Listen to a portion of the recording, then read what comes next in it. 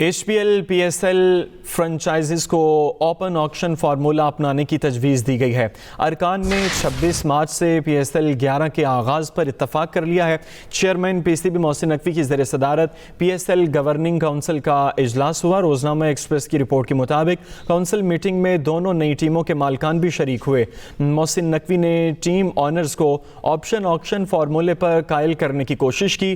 بعض team honours متفق نظر آئے جبکہ دیگر ڈرافٹ کے ہی خواہاں ہیں۔ موجودہ نظام 8 کھلاڑیوں کو برقرار رکھنے کا ہے۔ 2 نئی ٹیموں کے اضافے سے ایسا ممکن نہیں رہا۔ اگلے ہفتے گورننگ کونسل میٹنگ میں پلیئرز ریٹینشن پر مزید تبادلہ خیال ہوگا۔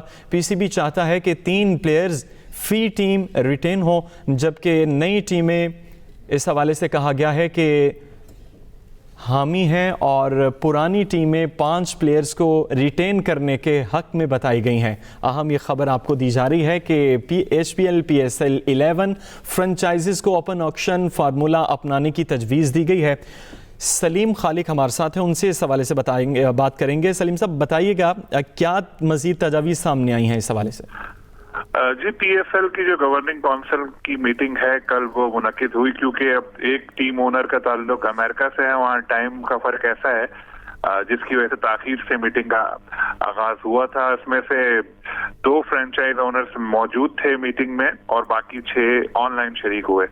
تو وہاں پر چیئرمین PCB محسن نقوی نے فرینچائز کو ایک تجویز دی کہ اوپن آکشن فارمولہ اپنائے، اس سے کھلاڑیوں کو بھی فائدہ ہوگا اور لیگ کا معیار اور بہتر بنانے میں مدد ملے گی۔ لیکن اب بھی جو بیشتر فرینچائز اونرز ہیں وہ یہی چاہتے ہیں کہ جیسے ڈرافٹ ہوتا تھا وہ سسٹم اپنایا جائے۔ کچھ جو ہیں وہ اس سے متفق بھی ہیں تجویز سے، اور بعض چاہتے ہیں کہ کوئی ایسا سسٹم لائیں جس میں دونوں ہی کام ہو جائیں، دونوں ہی چیزیں ہوں۔ لیکن اس پہ تبادلہ خیال ابھی جاری رہے گا۔ میٹنگ آج بھی ہونی ہے جس میں مزید بات ہوگی۔